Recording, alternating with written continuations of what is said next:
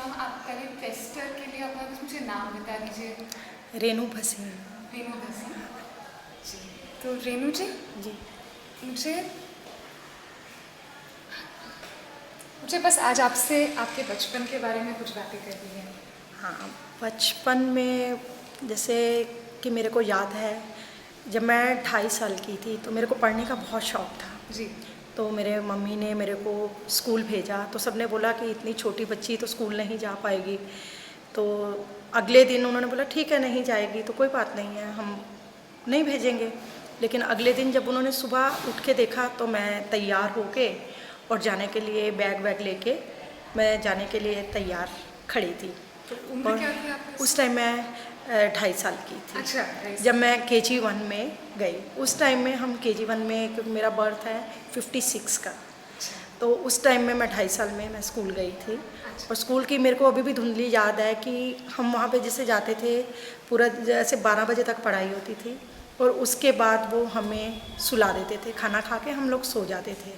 और शाम को जैसे 2-1 घंटे बाद उठते थे, उसके बाद वो हमारा हाथ मुंह धुलवाते थे, दूध देते थे और उसके बाद हम लोग घर आते थे। और इंग्लिश मीडियम स्कूल था। अच्छा। और एक बचपन की मेरे को बहुत मज़ेदार बात याद है, उस टाइम में हमारी फ़ीस 2 रुपये हुआ करती थी। अच्छा। इंग्लिश मीडियम स्कूल में 2 रुपये फ़ीस थी। तो एक बार मैंने अपने मतलब मम्मी से बड़ी जिद की कि मैं स्कूल में फ़ीस लेके जाऊँगी। आप खुद लेके जाऊँगी। तो उन्होंने बोला नहीं 2 रुपये उस टाइम में बहुत ज़्यादा होते थे। वो बोलने लगे नहीं तुम्हें नहीं देंगे, हम अपने आप दे के आएंगे। मैंने कहा नहीं मैं 2 रुपये लेके जाऊँगी। और जैसे बच्चे होते हैं बोलते हुए जाते हैं, मैं तो आज 2 रुपये फ़ीस लेके आई। तो एक आदमी मेरे पास आए तो वो मेरे को बोलने लगे लाओ बेटा फ़ीस दे दो, हम दे देंगे। और मैंने उनको फ़ीस दे दी। और फिर 2-3 दिन बाद जो हमारी टीचर थी वो हमें फिर से बोलने लगी कि फ़ीस लेके आओ, फ़ीस लेके आओ। और मैं फिर घर आके बोलने लगी फ़ीस दो। तो मेरे को बड़ी डांट पड़ी कि अभी तो हमने तुम्हें फ़ीस दी थी। मैंने कहा वो एक अंकल ने बोली थी, मैंने तो उनको दे दी। तो वो मैंने फ़ीस उनको ऐसे करके ये छोटी छोटी सी चीज़ें हैं। और मैं अमृतसर में पढ़ी हूँ। अच्छा। हाँ, अमृतसर में पढ़ी हूँ। और उसके बाद मैंने जैसे फर्स्ट से हम लोग टैगोर मिडिल स्कूल था, हम लोग वहाँ पे चले गए। वहाँ हमारे कोएड थी। तो वहाँ पे भी जैसे हमारे टीचर्स लोग जो हमें पढ़ाते थे उनका ये कहना होता था जैसे, तो फर्स्ट से 8th तक मैं कोएड में पढ़ी। तो थोड़ा नॉटी तो थे हम लोग, शरारती तो थे, शरारतें भी करते थे, लेकिन पढ़ने में भी बहुत अच्छे थे। क्योंकि हमारे जो टीचर्स होते थे, मैथ्स पढ़ाते थे या जो भी चीज़ पढ़ाते थे, उनका ये कहने का रहता था कि हमने जो भी आपको करवा रहे हैं, जैसे उन्होंने कोई भी सम लिखा है तो उनका ये होता था कि जैसे ही हम बोर्ड से ऐसे टर्न करें तो आपका आंसर आ जाना चाहिए। अच्छा। तो वो हम चीज़ बिल्कुल करते थे। और कई बार क्या होता था, जैसे बचपन है तो शरारतें तो करते ही थे, लेकिन पढ़ते भी थे, तो इसलिए वो जो चीज़ें थी वो उसको वो करके भूल जाते थे। तो ऐसी कोई खास शरारत जो आपने की हो बचपन में? खास शरारत अभी थोड़ी सी मैं बताती हूँ आपको कि एक बार फिर मैं 9th और 10th जो थी वो मैंने गर्ल्स स्कूल में थी। BK बहुत बड़ा स्कूल था, तो वहाँ के टीचर्स भी बहुत स्ट्रिक्ट होते थे। क्योंकि एक बार अगर प्रिंसिपल अगर कहीं पर भी सामने आ जाती थी तो सभी लड़कियाँ एकदम सहम जाती थी, स्ट्रेंथ इतनी ज़्यादा थी वहाँ पे। तो एक बार पंजाबी की क्लास चल रही थी, मैं पंजाबी हूँ, तो पंजाबी की क्लास चल रही थी और उसमें एक ना लेसन था जस्सा सिंह आलूवालिया। अच्छा। तो वो हमारी मैडम ने बोला कि आप लोग घर से याद करके आना और लिख के लेके आना। तो मैं तो अपना पूरा लिख के लेके आई थी। और क्योंकि मेरे को 9th में भी मैं जब थी तो बहुत छोटी लगती थी, जबकि और सरदारों की लड़कियां थी तो खूब बड़ी बड़ी लगती थी। अब उनको आता नहीं था, उन्होंने होमवर्क नहीं किया हुआ था। अच्छा। तो उन्होंने मेरे को बोला कि तुमने किया, तुम हमें बता दो। तो मैंने उनको बता दिया कि जस्सा सिंह आलूवालिया उसका नाम इसलिए पड़ा क्योंकि वो आलू के पराठे बहुत खाता था। तो उन्होंने वही चीज़ लिख ली। अब वो मैडम आई तो उन्होंने जिसकी भी कॉपी देखे उसमें यही लिखा हुआ है कि वो आलू के पराठे बहुत खाता था, इसलिए उसका नाम जस्सा सिंह आलूवालिया पड़ा। तो उनकी तो सबकी पिटाई हुई। तो वो सब बोलने लगे हमको रेनू ने बताया था, रेनू ने बताया था। तो जब उन्होंने मेरी कॉपी देखी तो मेरी कॉपी में तो बिल्कुल सही लिखा हुआ था। और उसके बाद जितनी लड़कियां थी सब झुंड की झुंड आके मेरे ऊपर पिल पड़ी कि तुमने हमें गलत लिखाया। पर हमें मार पड़ी।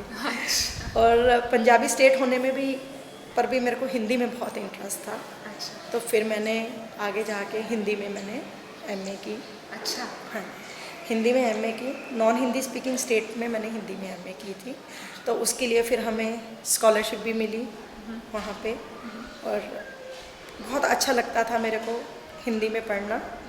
तो पंजाब में हिंदी पढ़ते थे आप स्कूल में? हिंदी पढ़ते थे स्कूल में। तो किस तरह से हिंदी पढ़ाई जाती थी? आपने कहा कि नॉन हिंदी हाँ, नॉन ऐसा- हिंदी स्पीकिंग स्टेट है, लेकिन वहाँ पे हिंदी आप एक सब्जेक्ट एज ए सब्जेक्ट पढ़ सकते थे। कोई ऐसा नहीं था। स्टार्टिंग आपकी वैसे ही होती थी जैसे कि उसके आपको अल्फ़ाबेट सिखाते हैं, अ आ क ख, सब चीज़ वैसे ही सिखाते थे।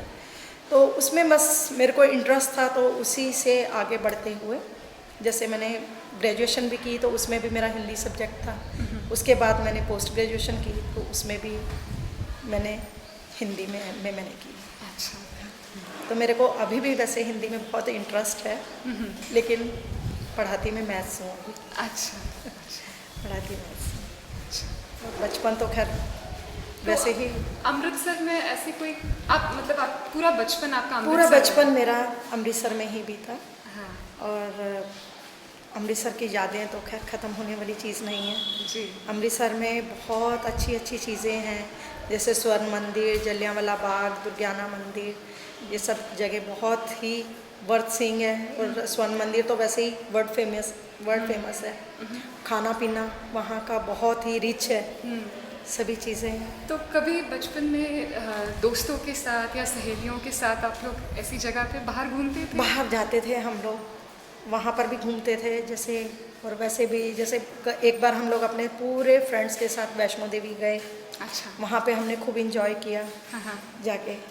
और अमृतसर में भी जैसे होता था कि फ्रेंड्स होते थे तो उनके साथ हम जाते भी थे, पिक्चर भी देखने जाते थे। और जब हमने पोस्ट ग्रेजुएशन की, तो हमारे जितने भी टीचर्स थे इतने अच्छे थे, इतने हेल्पफुल थे कि एक बार मेरा एक्सीडेंट हो गया था और मेरे बाजू में फ्रैक्चर हो गया था, राइट साइड की बाजू थी।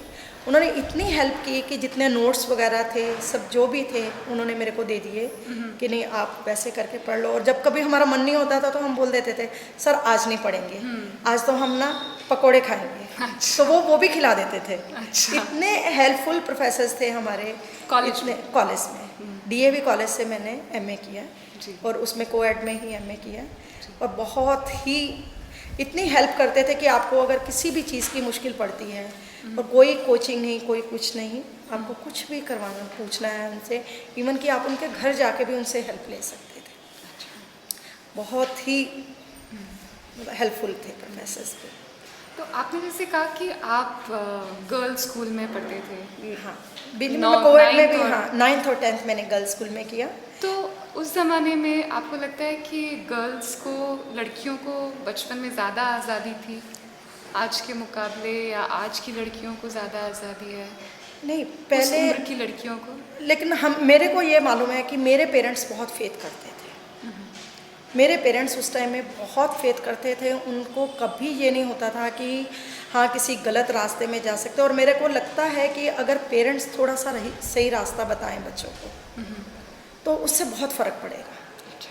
उससे बहुत फ़र्क पड़ेगा, क्योंकि हमारे पेरेंट्स ने, इवन कि मेरे पेरेंट्स पढ़े लिखे नहीं थे, अच्छा। क्योंकि उनका बिजनेस था। मेरे मदर जो थे 5th क्लास तक पढ़े हुए थे और मेरे फादर भी 7th क्लास तक पढ़े हुए थे। वो लोग नहीं पढ़े हुए थे। और जितना भी जैसे मैंने पढ़ा, हाँ वो ये ज़रूर हेल्प करते थे कि भाई जिस क्लास में मैंने जिस स्कूल में जाना है, जिसमें मैंने जाके पढ़ना है, तो वो उनको इतना विश्वास रहता था कि कहीं पर भी कोई भी गलत काम नहीं होगा। और हमारे साथ जितना भी हमारा फ्रेंड सर्कल था, सब थे, सभी के पेरेंट्स उन पे विश्वास करते थे। अच्छा। ऐसा कोई भी ऐसा माहौल नहीं था कि मतलब जिसमें डर हो या कुछ भी हो, क्योंकि हम लोग, अपने पेरेंट्स हमारे पढ़े लिखे नहीं भी थे तब भी हम फ्रेंडली थे। मतलब माता पिता से सारी बातें करते? सारी बात करते थे। इवन कि जब मेरी शादी भी होने वाली थी तो मेरे फादर ने बोला था कि भाई तुम लड़का पसंद करोगे तो तभी हम हाँ करेंगे। जैसे हम बता रहे हैं, अगर तुम्हें पसंद होगा तभी हम हाँ करेंगे, अदरवाइज हम हाँ नहीं करेंगे। मेरे पेरेंट्स तो ऐसे थे। तो आपको लगता है उस ज़माने में माँ बाप ज़्यादा विश्वास करते थे बच्चों पर आज के मुकाबले? हाँ, उस टाइम में ज़्यादा मतलब थोड़ा सा डिस्टेंस भी था। डिस्टेंस भी था, ऐसा नहीं है कि डिस्टेंस नहीं था, डिस्टेंस भी था। एक बच्चों में भी रिस्पेक्ट भी थी। आज के बच्चों में रिस्पेक्ट कम हो गई है पेरेंट्स के लिए। पहले जो था विश्वास भी था, सब रिस्पेक्ट भी थी। अब वो चीज़ नहीं है। कभी कभी ऐसा लगता है कि पेरेंट्स में मतलब बच्चों में वो चीज़ नहीं है। और एक्चुअली उसका कारण थोड़ा सा ये भी हो गया है कि आजकल पेरेंट्स के पास भी टाइम नहीं है बच्चों को देने के लिए। ये थोड़ा सा फ़र्क पड़ गया है। क्योंकि मैंने भी शादी के बाद सर्विस नहीं की थी। अच्छा। मैंने शादी के बाद सर्विस नहीं की। मेरे मिस्टर की डेथ हो गई, उसके बाद मैंने सर्विस की। जॉब मैंने उसके बाद मैंने शुरू किया। अच्छा। तो बच्चों को जो टाइम चाहिए होता है पेरेंट्स का, वो मिलना बहुत ज़रूरी होता है। जो एक बचपन में उनको टाइम मिलना होता है तो वो नहीं मिलता है। आजकल क्या है कि पेरेंट्स सब कुछ ये सोचते हैं कि हमने पैसा दे दिया, हमने फैसिलिटीज़ दे दी तो वो सब कुछ मिल गया बच्चों को, लेकिन वो चीज़ नहीं होती। इसलिए थैंक यू रेनू जी, बहुत अच्छा लगा आपसे बात कर कर। Thank you.